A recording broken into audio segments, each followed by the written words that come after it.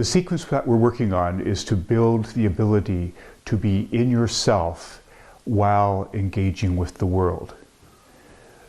The parts of that start with grounding, locating yourself in this world and finding your surfaces is the first part of that. So we'll start with a practice which helps us get that sense of connected into the ground, working with a Lowen forward bending exercise. This is considered to be one of the foundation Lowen bioenergetic practices.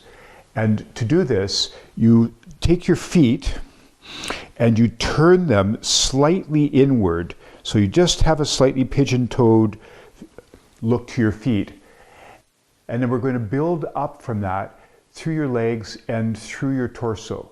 So this is a forward bending practice, and I'll show it to you first going forward. You bring your awareness into the soles of your feet, so you're really finding the floor and how you know that the floor is there sensorily, and just let your feet find a place where they feel comfortable. And you can see that my stance is about hip width apart. So you'll find somewhere in here is about where you just comfortably like to be with your legs underneath you. And then what you do is you come forward into a forward bend. Now there are several parts to this that I'm going to point out to you as you go forward. So your weight is forward into the balls of your feet. You slightly flex in your knees as you go forward, and you curl over your belly as if you're kind of like a little bit of a slinky going forward. And as you go down, you bring your attention down into your very lower abdomen, like below the belly button.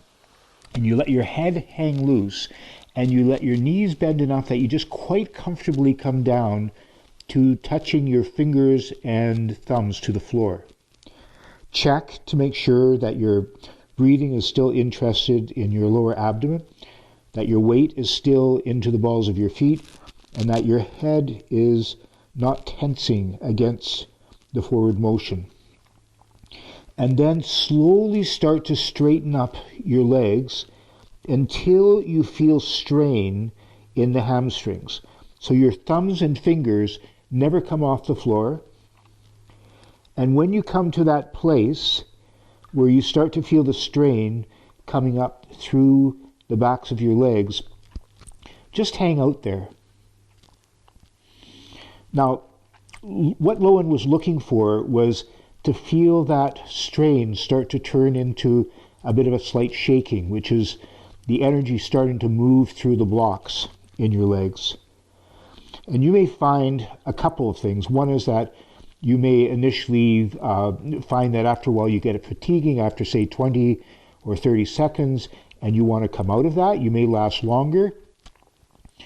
But the other thing is that you may find that you're quite flexible in the back of your legs, and you can come straight up and let your legs come straight. And if you can do that, then you just slightly flex back out of that until you've got a little bit of a strain in holding yourself from being totally straight-legged.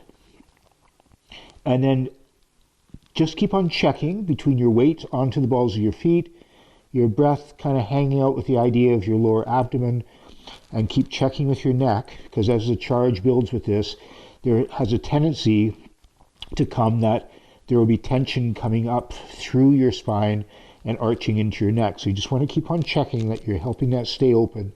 And then when you're ready to come up, letting your knees stay flexed, you just slowly unwind through your upper body, your head coming up last, until you come up to fully straight again.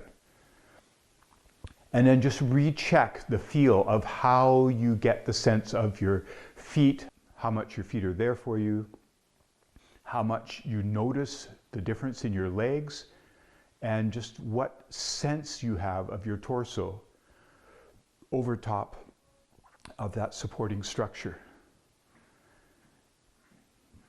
If you're working with a partner, you may notice in your partner that their eyes start to feel or notice that they are a little more open, that there's a tendency that we start to kind of open up in our upper body because of that connecting through the surfaces so that the charge buildup in our body, the energy stopping, which is where we get charge buildup, the stopping of energy flow, that it has a chance to flow, and therefore there's more of a letting down in your upper body. And it's a really important first step whenever you're looking at reconnecting, is finding the surfaces so that that energetic flow can start to find places to move to as it starts to become undammed. So we've entered into the system a little bit of awareness of the places where we've stopped the movement by noticing that tension up through the backs of the hamstrings or anywhere else through their legs and hips that you might have noticed it.